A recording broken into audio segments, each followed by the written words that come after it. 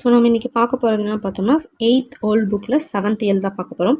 7th இயல் என்னென்ன இருக்குன்னு பார்க்கலாம். திருக்குறள், திருவருட்பா, தமிழர் வானியல், கலீலியோ கலீலி, வேற்றுமை. ஓகே, பார்க்கலாம். இயல் 7ல் ஃபஸ்ட்டு பார்த்தோம்னா திருக்குறளில் பண்புடைமை.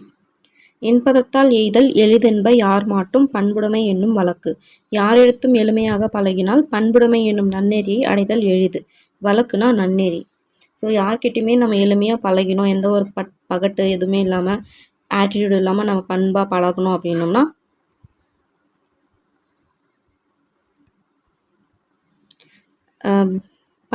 பண்புடைமை அப்படின்ற நன்னெறி அடைதல் எளிது அப்படின்றாங்க. ஸோ வழக்குனா நன்னெறி.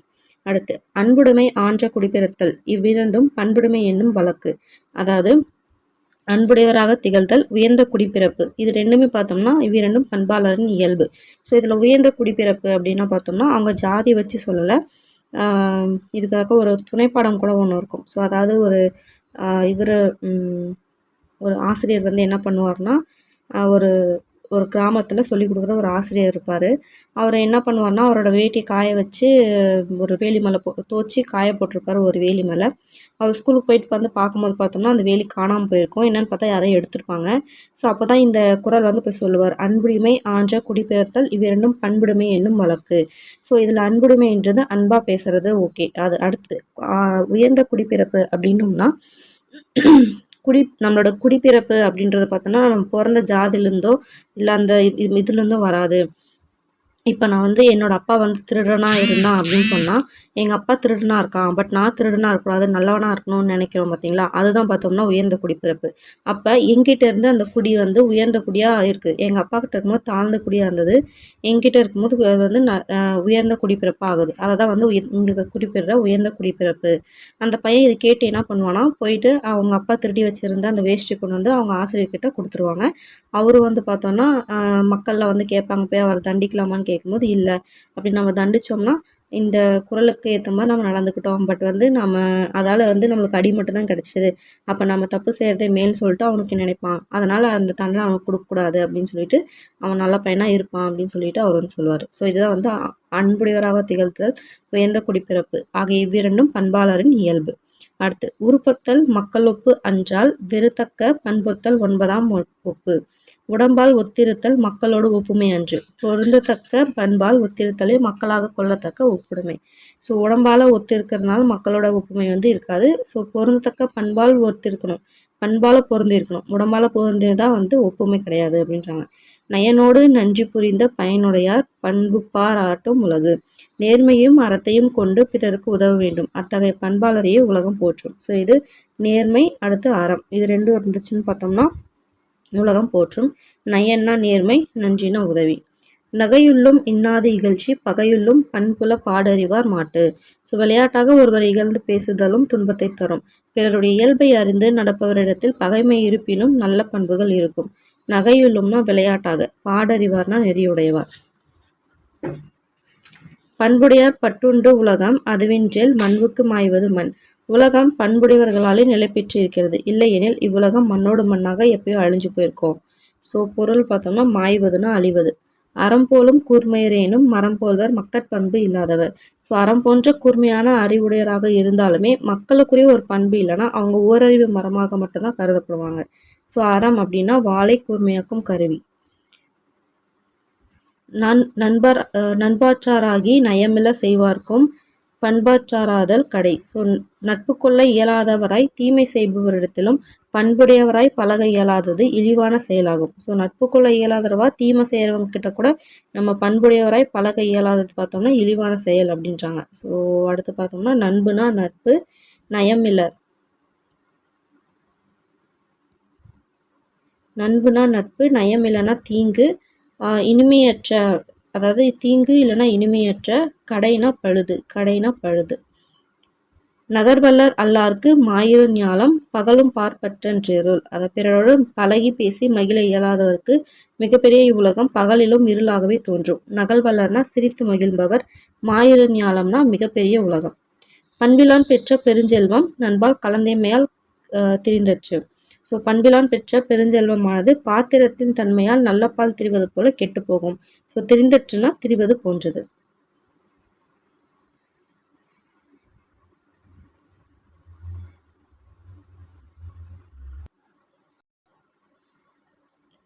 ஸோ மாயுவதுன்னா அழிவது, நயமில் அப்படின்னா இனிமையற்றது, மண்புக்குன்னா மண்ணோடு மண்ணாக்க போகிறது, ஞாலம்னா உலகம், அறம்னா ரம்பத்தை கூர்மை செய்யும் கருவி, களம்னா பாத்திரம்.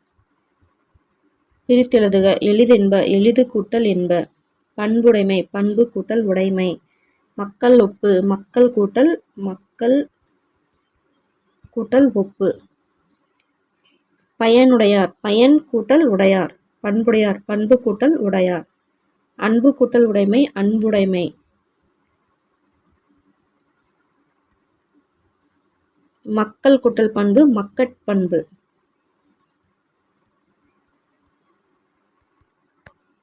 பண்பு கூட்டல் இலான் பண்பிலான்.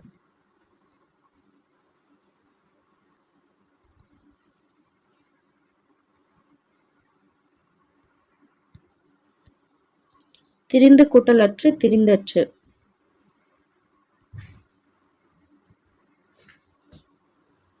எதிர்ச்சொல் அறிக. எளிது அரிது. பாராட்டு தூற்றுதல். பகை நட்பு. பயனுடையார் பயனிலார். நகை அழுகை. பகல் இரவு.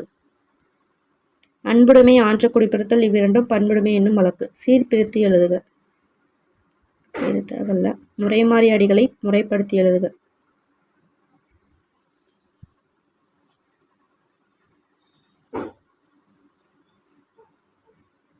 முறைமாறி அடிகளை முறைப்படுத்தி எழுதுக. பகையுள்ளும் பண்புல பாடறிவான் மாட்டு நகையுள்ளும் இன்னாது இகழ்ச்சி. ஸோ நகையுள்ளும் இன்னாது இகழ்ச்சி பகையுள்ளும் பண்புள்ள பாடறிவான் மாட்டு. வாடிய பயிரை கண்டபோதெல்லாம் வாடினேன் பசியினால் இளைத்தே வீடுதோர் இறந்து பசியாரா தயர்ந்த வெற்றரை கண்டு உளம் பதைத்தேன். நீடிய பிணியால் வருதுகின்றோர் இந்நேர் உறக் கண்டு உளந்துடித்தேன். ஈடின் மாணிகளாய் ஏழைகளாய் நெஞ்சமிழைத்தவர் தம்மை கண்டே இழைத்தேன் அப்படின்னு சொல்லிட்டு ராமலிங்க அடிகள் பாடிக்காரு. ஸோ வாடிய பயிரை கண்ட போதெல்லாம் வாடினே நமக்கு நல்லா தெரிஞ்சு ராமலிங்க அடிகள்னு சொல்லிட்டு. ஸோ நீரின்றி வாடி துவண்டு கிடந்த பயிர்களை கண்ட போதெல்லாம் மனம் பெரிதும் மாட்டமடைந்தேன். வயிறார உண்ணும் வாய்ப்பின்றி பசித்துயரால் உடல் மெலித்து வீழ்தோறும் இறந்தும் போதிய உணவின்றி உடல் மெலிந்த வறியோரை கண்டு உள்ளம் பதைப்புற்றேன். தீராத கொடிய பிணினால் துன்புற்றோரை கண்டு உள்ளம் துடித்தேன். பிறருக்கு இறப்பதற்கு நாணி உடலும் உள்ளமும் நைந்த ஏழைகளை கண்டு உள்ளம் மெலிவுற்றேன் என வள்ளலார் தன் மனத்துயரை வெளிப்படுத்துகிறார். ஓகே. ஸோ பசியராதுன்னா பசி துயர் நீங்காது, அயர்ந்த களைப்புற்ற, நீடிய தீராத. ஆசிரியர் குறிப்பு தான் முக்கியமே இதெல்லாம் பார்க்கலாம். ஸோ ராமலிங்க அடிகளார் பெயர் ராமலிங்க அடிகளார். ஸோ பெற்றோர் பார்த்தோம்னா ராமையா சின்னம்மை. ஊர் பார்த்தோம்னா சிதம்பரத்துக்கு பக்கத்துல இருக்க மருதூர். இங்க சிதம்பரத்து பக்கத்துல இருக்க மருதூர். சிறப்பு பேர் பார்த்தோம்னா திருவருட் பிரகாச வள்ளலார் அப்படின்வாங்க. இதோட சிறப்பு என்னன்னு பார்த்தோம்னா வடலூர்ல சமரச சுத்த சன்மார்க்க சங்கம். இங்க வடலூர்ல சமரச சுத்த சன்மார்க்க சங்கம்னும் சத்திய ஞான சபை அப்படின்னும் சத்திய தர்மசாலை ஆகியவற்றை நிறுவினார். ஃபர்ஸ்ட் வடலூர்ல சமரச சுத்த சன்மார்க்க சங்கம், சத்திய ஞான சபை, சத்திய தர்மசாலை இதெல்லாம் நிறுவிக்கார். இயற்றிய நூல் என்னன்னு பார்க்கலாம். திருவருட்பா, ஜீவகாருண்ய ஒழுக்கம், மனுமுறை கண்ட வாசகம் முதலியன பார்த்தோம்னா இவர் எழுதினது. ஓகேங்களா. இவரோட காலம் என்னன்னு பார்த்தோம்னா 1823 74 வரைக்கும். எத்தனை? 1823 1874. ஓகே. நூல் குறிப்பாக்கலாம். திருவருட்பா எப்படி பிரிப்பாங்கன்னா திருக்கூட்டல் அருள் கூட்டல் பா அப்படின்னு சொல்லி பிரிப்பாங்க. ஓகேங்களா. ஸோ இறைவன் திருவருளை பெறுவதற்காக பாடிய பாடல் அப்படின்றோம். இறைவனின் திருவருளால் பாடிய பாடல் சொல்லிட்டு இரு வகையா பொருள் கூறலாம். எப்படி? இறைவன் திருவருளை பெறுவதற்கு பாடிய பாடல், இன்னொன்னு இறைவனின் திருவருளால் பாடிய பாடல். ஓகேங்களா.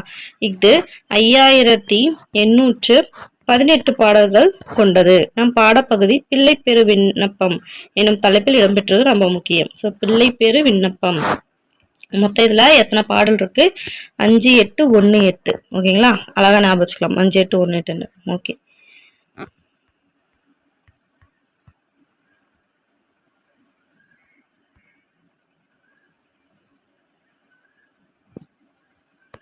ஓகே. இறந்தும் இறந்தும் அப்படின்னா பார்த்தோம்னா வேண்டியும் அப்படின்னு சொல்லி கேட்டுக்கலாம். அயர்ந்தனா சோர்ந்த, பசியறாதுன்னா பசி ஆறாத அப்படின்னு சொல்லி அர்த்தம். கண்ட போதெல்லாம் பிரித்துழுதுன்னா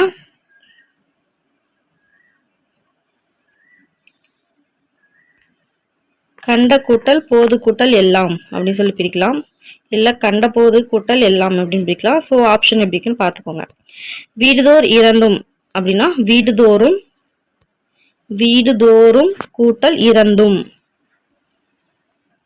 வீடு தோறும் கூட்டல் இறந்தும். சாகிறது இல்ல, கேட்கறது. இரதல் பிச்சை கேட்கறது, இரவல் வா கேட்கறதுல அது. பசியறாது, பசி கூட்டல் அறாது. கண்டுளம்,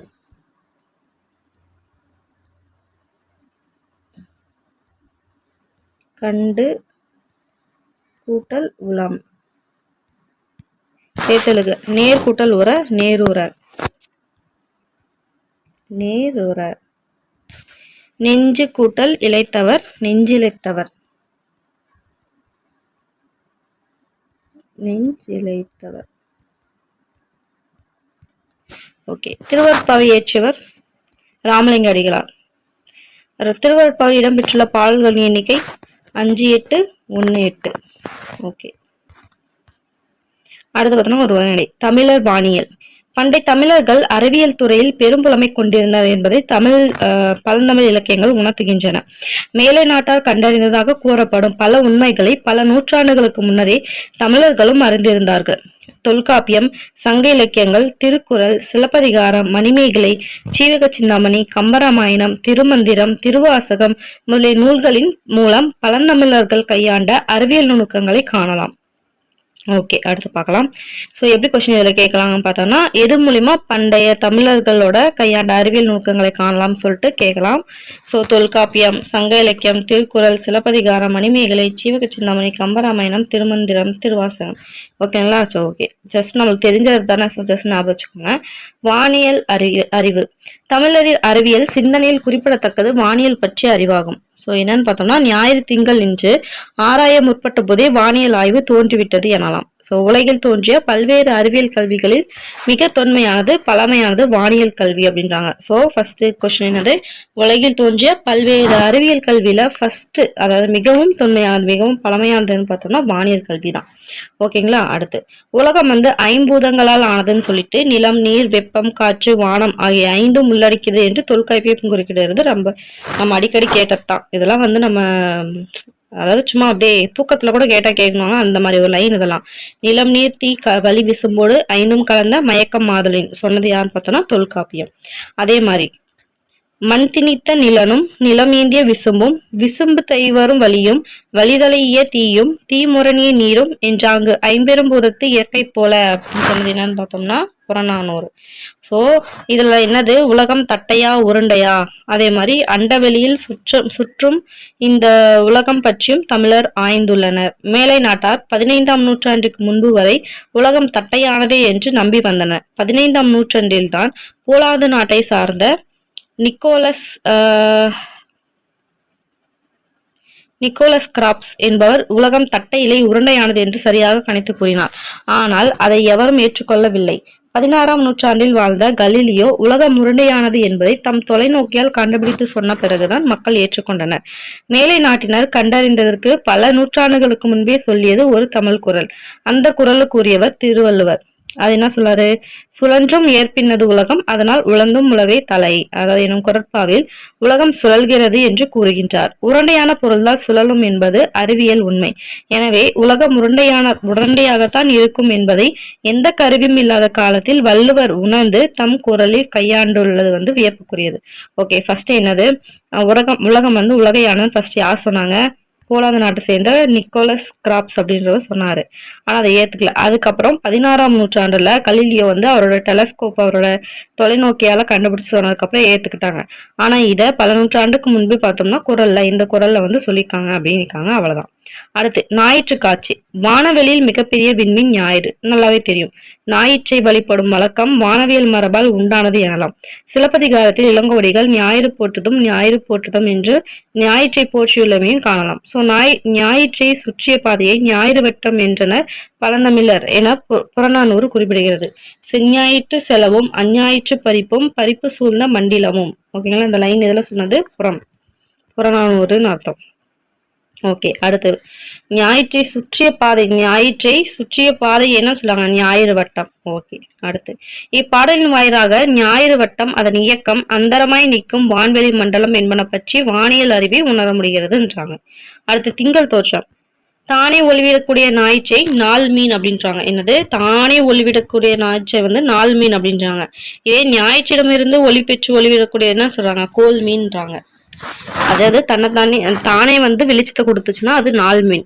இதே மத்தவங்க கிட்ட இருந்து வெளிச்சத்தை வாங்கி வெளிச்சம் கொடுத்துச்சுன்னா அது கோல் மீன் அப்படின்னு சொல்லியிருக்காங்க. ஸோ திங்கள் தானே ஒளி வீசுதில்லை. அது சூரியன் கிட்ட இருந்து ஒளியை வாங்கி தான் அது நம்மளுக்கு கொடுக்குது. ஸோ இந்த வானியல் உண்மையை திருக்குறள் என்ன சொல்லிக்குதுன்னா, மாதர் முகம் போல ஒளிவிட வல்லையில் காதலை வாழி மதி. அதாவது இக்குறள் என்ன சொல்றாங்கன்னா, திங்களுக்கு தானாக ஒளிவிடும் தன்மை இல்லை என்னும் வானியல் உண்மை அறியலாம். என்னன்னு சொல்றாங்க?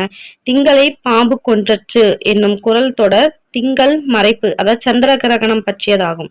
திங்களின் நிலையை கருதி தேய்ப்பறை வளர்ப்பிறை என்று குறித்துள்ளனர் அப்படின்னு சொல்றாங்க. ஓகேங்களா, என்ன சொல்றாங்க? திங்களை பாம்பு கொன்றது என்னத்தை குறிக்கிறது? சந்திர கிரகணம். ஓகேங்களா, திங்கள் மறைப்பு சந்திர கிரகணத்தை பத்தி சொல்லுது அப்படின்னு சொல்றாங்க. சோ தெரிஞ்சுக்கோங்க. கோள்கள் பற்றிய தமிழரின் கருத்து. உலகிற்கு ஒளிவூட்டும் ஞாயிற்றையும் திங்களையும் தாம் கண்டறிந்த கோள்களையும் இணைத்து கிழமையாக்கி ஞாயிறு, திங்கள், செவ்வாய், புதன், வியாழன், வெள்ளி, சனி என கண்டு தம் வாழ்வியலோடு இணைத்துக் கொண்டவர்கள் தமிழர்கள்.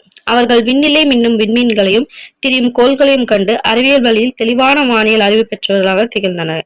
கோள்களின் நிறம், வடிவம் முதலியவற்றை அறிந்தனர்.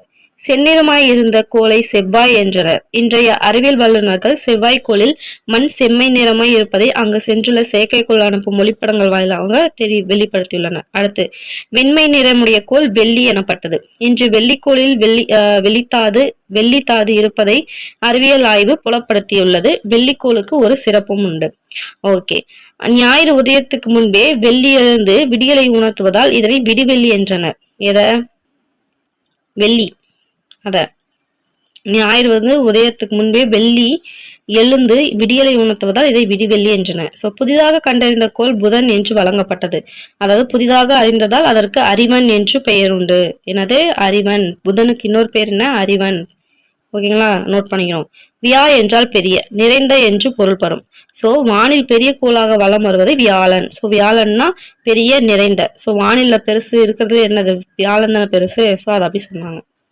அடுத்து சனிக்கோளை காரிக்கோள் என்று அழைத்தனர். இக்கோளில் கந்தகம் இருப்பதாக இன்றைய அறிவியல் ஆய்வு கூறுகிறது. இதனால் கோள்களின் நிறம், வடிவம், அதன் தன்மை முதலியவற்றை தமிழர்கள் அறிந்திருந்தார்கள் என்று தெளிவாகிறது. சோ சனிக்கோள் என்னன்னு சொல்லுவாங்க? காரிக்கோள். ஏன்னு சொல்லுவாங்க? அதுல கந்தகம், சல்பர் அதிகமா இருக்கு அப்படின்னு சொல்றாங்க. சோ சனி, காரிக்கோள், சல்பர். அடுத்து தூமகேதுவை வால் நட்சத்திரம் என்றும் கூறுவர். தமிழ் இலக்கியங்களில் தூமகேது பற்றிய குறிப்புகள் இடம்பெற்றுள்ளன. ஃபர்ஸ்ட் தூமகேதுனா என்னது? வால் நட்சத்திரம். ஓகே. வான்வழி பயணம். வானம், ஞாயிறு, திங்கள், விண்மீன், கோள்கள் என்பன மனிதருக்கு வியப்பு பொருள்களாகத்தான் இருந்திருக்கின்றன. இருப்பினும் மனிதர்களின் அறிவினால், ஆற்றினாலும், தொடர் முயற்சினாலும் வானியல் புதிர்கள் நாள்தோறும் சிறிது சிறிதாக வெளிப்பட்டு வருகின்றன. ஓகே, அதெல்லாம் ஓகே. அடுத்து பார்க்கலாம். வளவன் ஏவா வான ஊர்தி. ரொம்ப முக்கியமானது. இது எங்க சொல்லுதுன்னா புறநானூறு சேர்ந்தது. வளவன் ஏவா வான ஊர்தி. எனது புறநானூறு.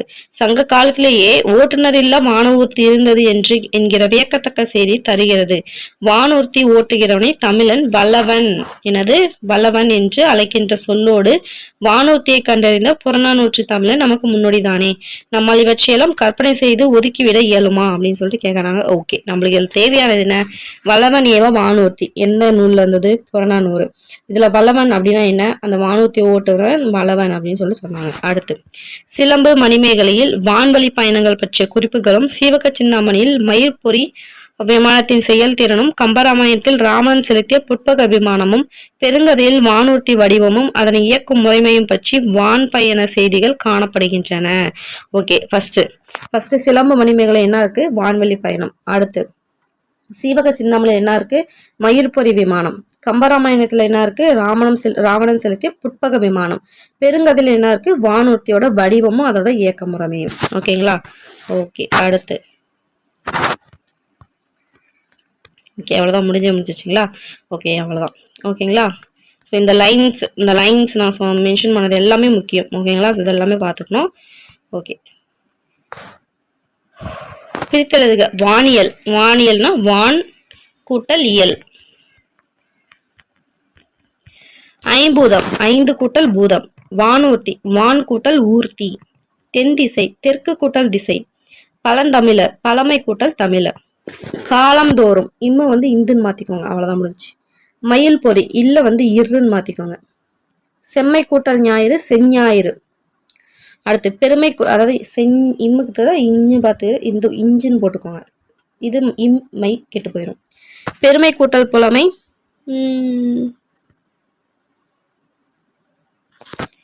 ஒரே நிமிஷம். பெருமை கூட்டல் புலமை பெரும்புலமைன்னு வரும்.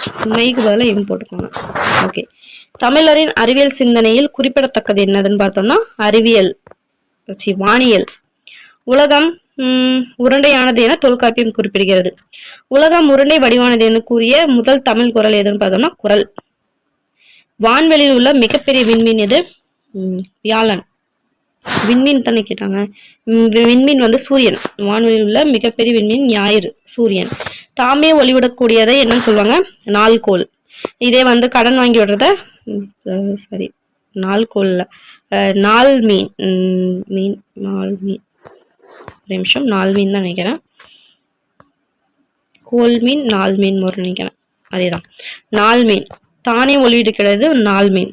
கடன் வாங்கி இது பண்றது பார்த்தீங்கன்னா கோல் மீன். ஓகேங்களா? அவ்வளவுதான், முடிஞ்சது. துணைப்பாடம். இந்த துணைப்பாடம் முக்கியம். ஸோ இந்த துணைப்பாடம் நம்ம படிச்சே ஆகணும். இத்தாலி நாட்டின் பைசா நகரம் ஒரு மாலை பொழுது தலைமை கிறிஸ்தவ கோயிலில் வழிபாடு நடந்து கொண்டிருந்தது. அனைவரின் பார்வையும் ஆண்டவனை நோக்கி இருந்தது. ஆனால் ஒரு சிறுவனின் பார்வை மட்டும் அங்கு ஊசலாடி கொண்டிருந்த தொடர் விளக்கின் மீது இருந்தது. அச்சிறுவனின் வயது 17 தான். இதற்கு முன்னால் கூட எத்தனையோ முறை அவன் கோயிலுக்கு வந்திருந்தாலும் இன்று போல அத்தொடர் விளக்கின் ஊசலாட்டம் அவனை பாதித்ததில்லை.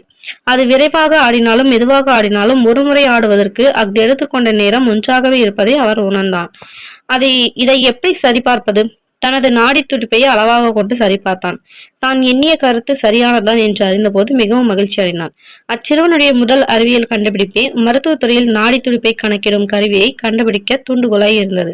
சோ கடிகாரத்தின் பெண்டுலத்தை ஊசலை அமைத்து நேரத்தை கணக்கிடவும் உதவியது. ஊசல் விதி கண்டுபிடித்த அச்சிறுவன் தான் வானியல் ஆய்வுக்கு முன்னோடியாக விளங்கிய கலீலியோ. அவர் தான் என்ன பண்ணாரு? 16ஆம் நூற்றாண்டுல உலகம் அவரோட தொலைநோக்கு வச்சு உலகம் வந்து உருண்டையானதுன்னு சொன்னாங்க. முன்னதான் படிச்சோம் இல்லையா? ஸோ ஓகே, ஊசல் விதி கண்டுபிடிச்சதும் அவர் தான். வானியல் ஆய்வுக்கு முன்னோடியும் கலீலியோ தான். ஓகே, இளமை பருவம்.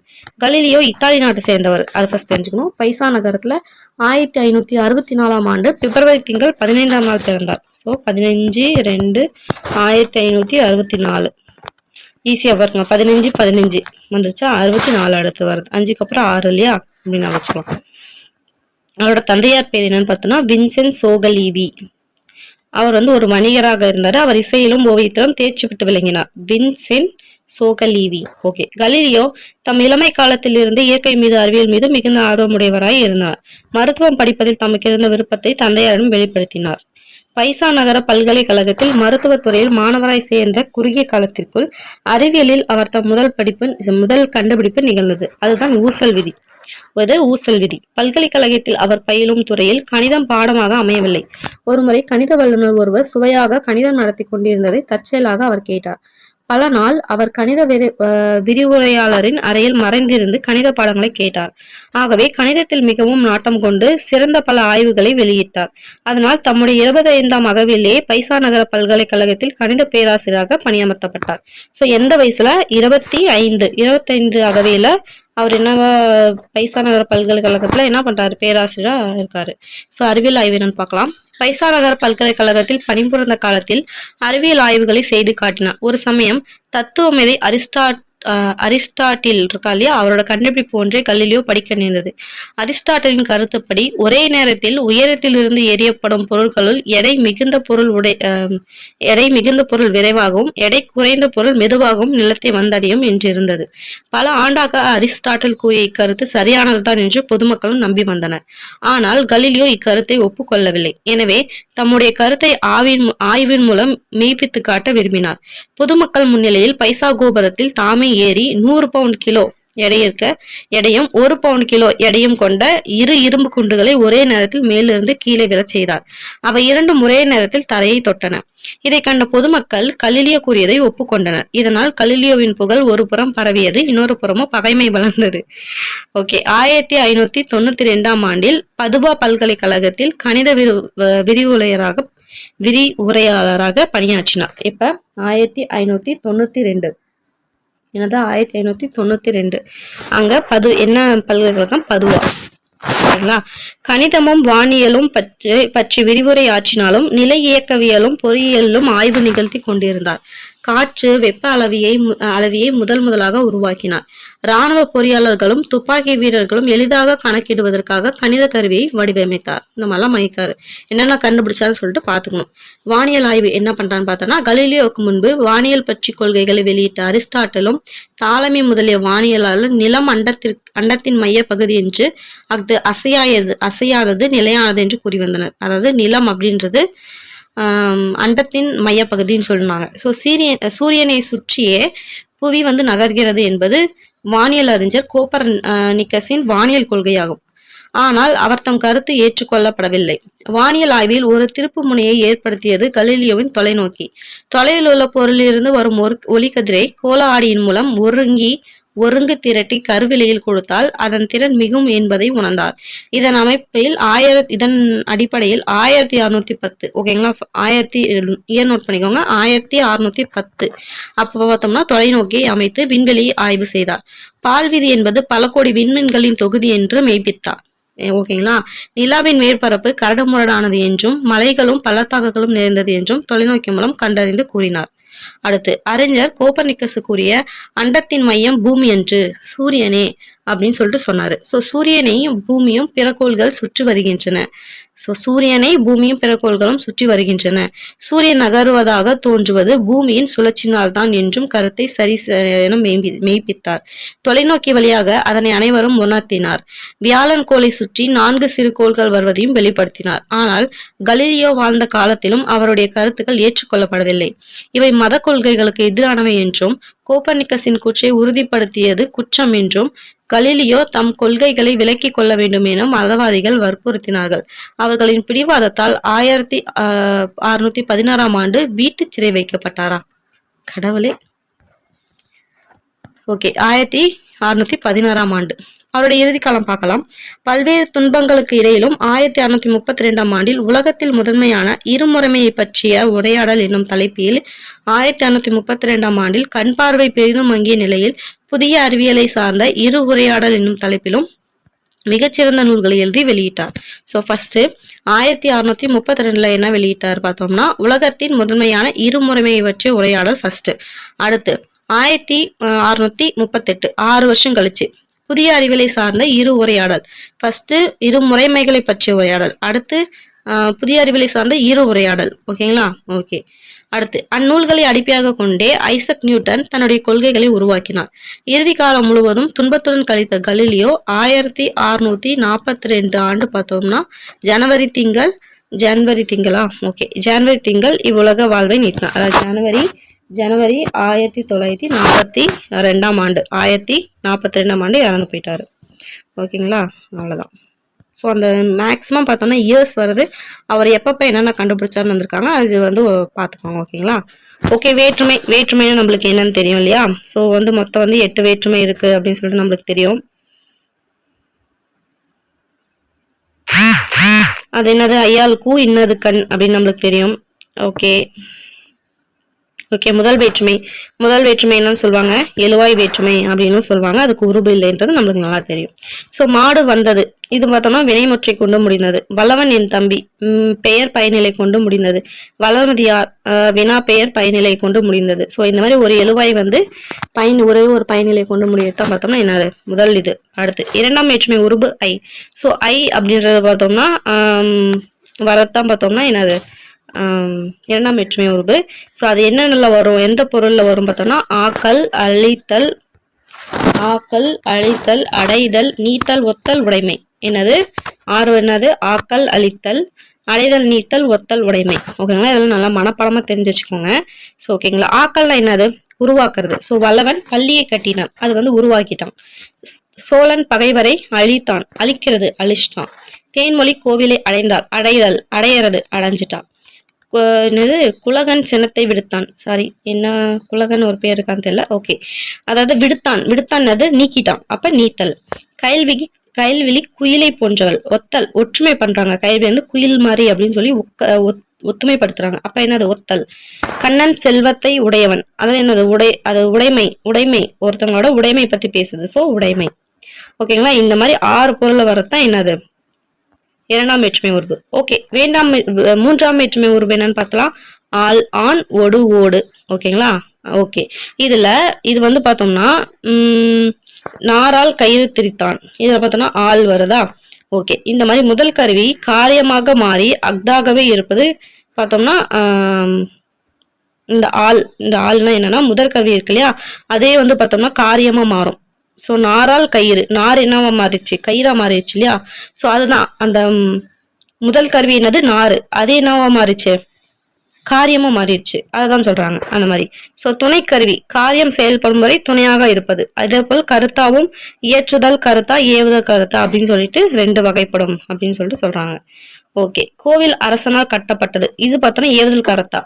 ஏவுதல் என்னது ஏவுறது, நீ போய் செய், நாம செய்யாம மத்தவங்களை செய்ய சொல்றதா ஏவுதல் கருத்தா. ஏற்றுதல்னா நாமளே செய்யறது. அடுத்து உடன் நிகழ்ச்சி அப்படின்னு என்ன பார்த்தோம்னா ஒரு எழுவாயின் செயலுடன் பிரிதொன்றனது செயலும் உடன் நிகழ்வது உடன் நிகழ்ச்சி பொருள்.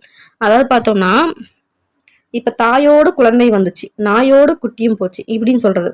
அந்த எழுவாய் செயலோடு அதோட சேர்ந்து இன்னொன்னு வந்து உடனே நிகழ்வது. தாய் வந்து போனாங்கன்றது ஒரு செயல், உடனே அது கூட குழந்தையும் போச்சுன்றது இன்னொரு செயல். இந்த மாதிரி உடனே அது நிகழ்ச்சி அதுதான். அதாவது ஓடு 2மே அந்த இதுலதான் வரும், அந்த மீனிங் தான் வரும். நாயோடு அந்த மாதிரி தந்தையோடு அப்படின்னு சொல்லிட்டு. ஓகேங்களா, அடுத்து இந்த கருவி பொருள்ல கொண்டு என்னும் சொல்லில் உடன் நிகழ்ச்சி பொருள் உடன் என்னும் சொல்லும் சொல்லுறுப்புகளும் வரும். ஓகேங்களா, தாயுடன் குழந்தை சென்றது அப்படின்னு கூட சொல்லலாம் இல்லையா. ஸோ அந்த மாதிரி உடன்ற சொல்லுறவு வரும். அதே மாதிரி கருவி பொருள்ல கொண்டு என்ன சொல்லலாம், நூல் கொண்டு தைத்தான் அந்த மாதிரியும் வரும் அப்படின்னு சொல்றாங்க. இது வந்து பார்த்தோன்னா சொல்லுறுவு 2ம் உடனும் கொண்டும். சொல்லுறுப்புனா என்னது, அதாவது ஐன்றது எழுத்து ஒரே ஒரு எழுத்து மட்டும் தான் வந்திருக்கு. ஸோ அதுக்கு வந்து எந்த பொருள் வராது. இது பார்த்தோம்னா உருபு. சொல்லுறுப்புனா உடன் கொண்டு, இது என்னது, இதுக்கு வந்து பொருள் சொல்ல முடியும் நம்மளால. அதாவது ஒரு எழுத்துக்கு மேல வருது, இதுதான் சொல்லுறுப்புன்னுவாங்க. எழுத்துருபு சொல்லுறுப்பு. ஓகேங்களா, ஓகே. அடுத்து நான்காம் உருபு நான்காம் வேற்றுமை. அதோட உருபு பார்த்தோம்னா கூ. இது வந்து பார்த்தோம்னா கொடை, பகை, நட்பு, தகவு, அதுவாதல், பொருட்டு, முறை, எல்லை, இந்த மாதிரி பல பொருள்ல வரும் அப்படின்றாங்க. ஸோ அதுக்கு தான் இந்த எக்ஸாம்பிள் கொடுத்துருக்காங்க. ஸோ கொடைனா என்ன, புலவருக்கு பரிசு கொடுத்தார், என்னது கொடை. நோய்க்கு பகை மருந்து, பகை வருதா. பாரிக்கு நண்பர் கபிலர், என்னது நட்பு, ஃப்ரெண்ட்ஷிப். வீட்டுக்கு ஒரு பிள்ளை, தகுதி. ஒரு வீட்டுக்கு தகுதி என்ன, வீட்டுக்கு ஒரு பிள்ளை இருக்கணும், அதுதான் தகுதி. அடுத்து வளையலுக்கு பொன், அதுவாதல். அதாவது பொண்ணுன்றது என்னது, வளையலா மாறிச்சு, அதுவாதல். ஓகேங்களா. கூலிக்கு வேலை, பொருட்டு. கூலிக்காக வேலை, கூலிக்கு பொருட்டு வேலை. சரி. அடுத்து அனிதாவுக்கு மகன் அன்பரசு, முறை. அனிதாவுக்கு அன்பரசன் யாரு, மகன். அந்த முறை வைக்கிறது. திருத்தணிக்கு வடக்கு வேங்கடம், எல்லை சொல்றது, எல்லையை வகுக்கிறது. இந்த மாதிரி கூவுக்கு பதிலா சொல்லுறுபா என்ன வரும், கூன்றத பார்த்துட்டோம். சொல்லுறுபு என்ன வரும் பார்த்தோம்னா பொருட்டு நிமித்தம். அதாவது கூலியின் பொருட்டு வேலை செய்தான், வேலையின் நிமித்தம் அயலூர் சென்றான். கூவுடன் ஆக என்பது சேர்ந்து வரும், கூலிக்காக வேலை செய்தான் அப்படின்னு வரும் அப்படின்னு சொல்றாங்க. கூவுடன் ஆக. இப்ப கூ வருது அப்படின்னா குழிக்கு கூலிக்காக அப்படின்னு வருதா, கூலிக்காக வேலை செய்தான் அப்படின்னு வரும்ன்றாங்க, சேர்ந்து வரும்ன்றாங்க. ஓகேங்களா. ஸோ என்னென்னது சொல்லுறுப்பு, பொருட்டு நிமித்தம், மற்றபடி எது இதில் வரும் அப்படின்றத பார்த்துக்கோங்க. ஓகே. 5ஆம் வேற்றுமை உருவு பார்த்தோன்னா இல் இன். ஓகேங்களா. இல் இன் இது என்ன, எந்த இதில் பொருளில் வரும் பார்த்தா நீங்கள், ஒப்பு, எல்லை, ஏது. எது நீங்கள், ஒப்பு, எல்லை, ஏது. நீங்கள்லாம் என்னது, இழிந்த மயிர், தலையின் இழிந்த மயிர் நீங்கி போச்சு. பாலின் நிறம் கொக்கு, ஒப்புமை செய்யறது, பாலோட நிறத்துல இருக்கு, ஒப்புமை பண்றாங்க. அடுத்து சென்னையின் மேற்கு வேலூர், எல்லை வகுக்குது. அடுத்து அறிவில் மிக்கவர் அவ்வை, ஏது. ஓகேங்களா. அடுத்து இருந்து நின்று விட காட்டிலும் என்பது 5ஆம் வேற்றுமைக்குரிய சொல்லுறுப்பு. ஒன்னொன்னுக்கும் இதை சொல்லுறுப்பு என்னன்னு பார்த்துக்கோங்க. இருந்து நின்று விட காட்டிலும். ஓகேங்களா. அதுக்கு எக்ஸாம்பிள் கீழே கொடுத்துருக்காங்க. ஓகே. 6ஆம் வேற்றுமை உருவு என்ன, அது, ஆது, ஆ. இதுதான் ஆலே வரும், அது, ஆது, ஆ. ஓகே. எனது வீடு, எனாது நூல், தை மாசி என தமிழ் மாதங்கள் 12. ஓகேங்களா. ஸோ இது எல்லாமே பார்த்தோம்னா என்னது, அது, ஆது, ஆ இதுல வருது. ஸோ இது என்னன்னா உருபு வந்து பார்த்தோம்னா உரிமை பொருள்ல வரும் அப்படின்றாங்க. ஸோ எனதுன்னு என்னது, என்னோட உடைமை, எனது நூல், எனது உடைமை. ஸோ 12 மாதத்தோட உடைமை தான் தையும் மாசியும். ஸோ அதோட உடைமை பொருள்ல வரத்தான் 6ஆம் வேற்றுமை. ஓகேங்களா. ஸோ அந்த இதோட சொல்லுறுப்பு பார்த்தோம்னா உடைய அப்படின்றத சொல்லு.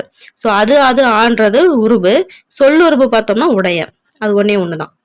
மாணவர் 7ஆம் வேற்றுமை உருபு கண், கால், மேல், கீழே, இடம், இல். இதெல்லாம் எது, கண், கால், கண்ணு, காலு, மேல, கீழே, எங்க, இடம், இல்ல. அவ்வளவுதான் முடிஞ்சு. ஓகே. அதுதான் எக்ஸாம்பிள் கொடுத்துருக்காங்க, பார்த்துக்கோங்க. ஸோ இல் என்பது என்னும் உருபு பார்த்தோம்னா 5ஆம் வேற்றுமையில வந்து வரும். ஓகேங்களா.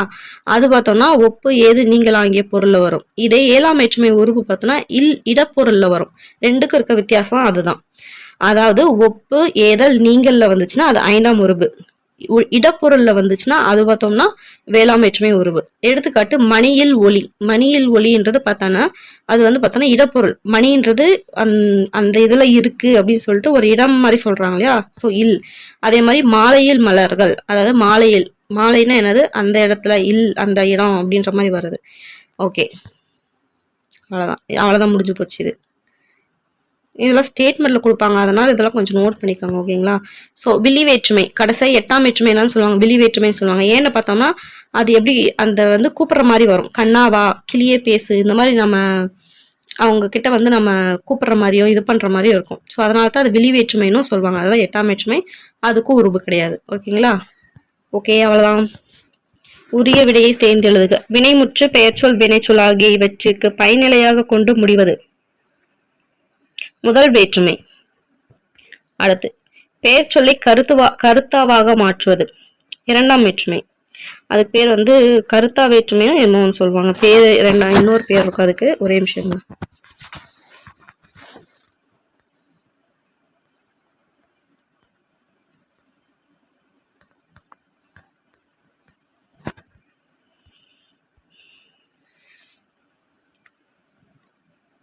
சாரி, 2ஆம் வேற்றுமை செய்யப்படு பொருள் வேற்றுமை அப்படின்னு சொல்லிட்டு வரும்.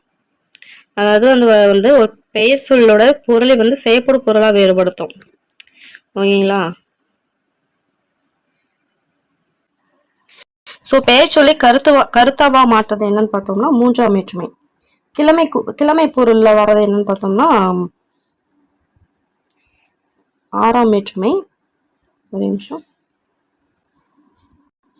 ஓகே. 6ஆம் வேற்றுமை. ராமனுக்கு தம்பி லக்குவன் அப்படின்றது என்னது, முறையில வருது இல்லையா. அவனுக்கு தம்பின்றது ஒரு முறை. ஓகே. தம்பி முறை. 2ஆம் வேற்றுமை உருபு வந்து என்ன சொல்லுவாங்க, செய்யப்படும் பொருள் வேற்றுமை அப்படின்னு சொல்லுவாங்க. கருவி, கருத்தா ஆகிய பொருள்களில் டேஸ் உருபு வரும்.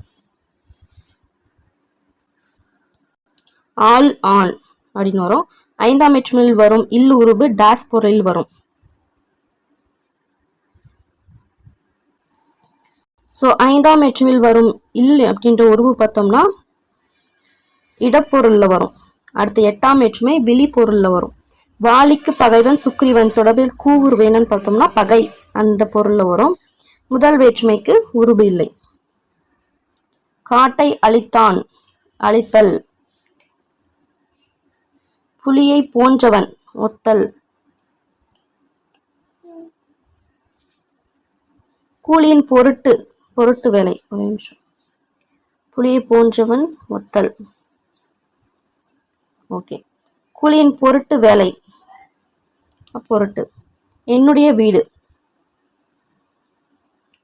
என்னுடைய பார்த்தோன்னா 6ஆம் வேற்றுமை சொல்லுருவு. பொறுத்துக முதல் வேற்றுமை.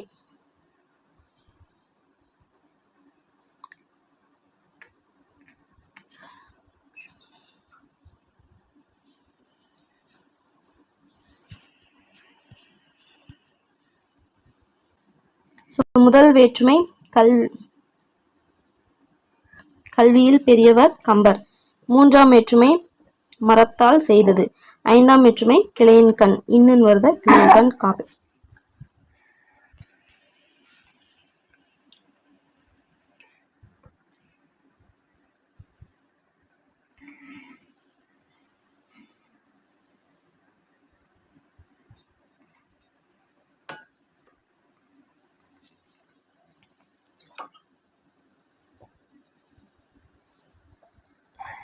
ஓகே, அடுத்து இது பார்க்கலாம். மரபு சொல். கண்ணனுக்கு வேலை கிடைக்கவில்லை, உணவுக்கே தாளம் போடுகிறான். இதுல தாளம் போடுகிறான் அப்படின்றது என்னன்னு பார்த்தோம்னா மரபு தொடர். அதுக்கு அர்த்தம் என்னன்னு பார்த்தோம்னா துன்பப்படுதல் அர்த்தம்.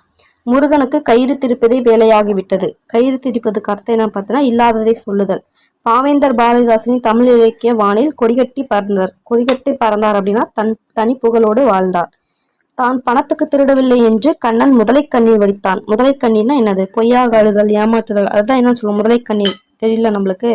செய்தி தெரியுமா? வேலனுக்கு ஓலை வந்து விட்டது. ஸோ ஓலை வந்து விட்டது அப்படின்னு என்ன அர்த்தம்னா ஆணை கிடைத்து விட்டது அப்படின்னு சொல்லி அர்த்தம். ஓகேங்களா? ஓகே, கீழே இருக்கிறது நம்ம ஃபில் பண்ணலாம். அவன் குடும்பம் வாழையடி வாழையாக ஊருக்கு தொன்றாற்றி வருகிறது. அலுவலகத்தில் வேலை நேரத்தில் தூங்கியதால் கந்தனுக்கு சீட்டு கிழிந்து விட்டது. கதிரவனுக்கு உலகில் நடப்பது எதுவும் தெரியாது. அவன் ஒரு புத்தக பூச்சி. சிறு வயதிலே பெண்களுக்கு திருமணம் செய்வதெல்லாம் இன்று மலையேறிவிட்டது. முருகன் கையில் இருந்த பொருளை எல்லாம் இழந்து விட்டான். அவன் பெரும் செலவாணி. ஓகேங்களா? அடுத்து ஓகே, தமிழ் எண்களும் மரபு பொருட்களை பொறுத்துக. ஊ கூட்டல் சா. ஊ என்னது? 2. சான்றது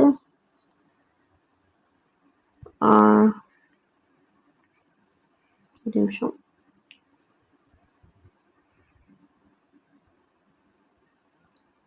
நாலு, அப்ப 6. அடுத்து ஆ கூட்டல் ஊ. ஆ என்னது? 8. 8 + 2 10. ரூ 7 + 9. 9 தானே? கூன்றது 9. 5.